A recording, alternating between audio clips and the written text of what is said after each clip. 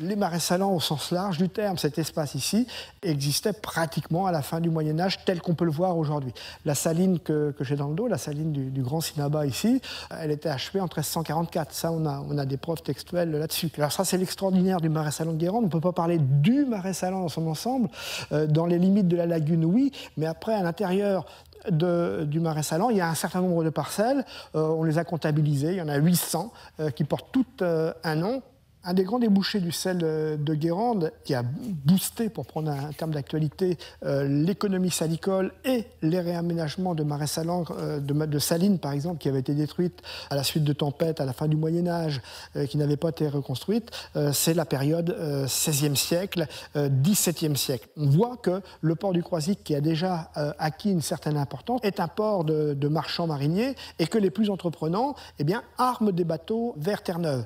Les investisseurs sont des armateurs et les propriétaires de marais salants. C'est un peu le profil type sociologique de ces hommes qui investissent et dans le marais salant et dans la pêche à Terre-Neuve.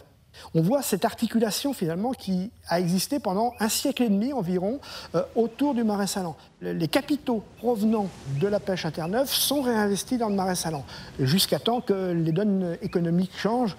Dès 1660, on voit les Nantais finalement s'accaparer un petit peu les activités terneuvières de la Basse-Loire. Alors je dis la Basse-Loire au sens large parce que ça concerne également Pornic et ça concerne le Croisic. Finalement, c'est eux qui arrivent dans le monde des mariniers marchands, qui achètent la morue et puis qui affrètent les bateaux, etc. Pendant un siècle et demi, c'est ce jeu finalement triangulaire entre Nantes, entre le Croisic, Pornic et Terre-Neuve qui bénéficie très largement à l'activité salicole du sel de Guérande. C'est une véritable période de prospérité.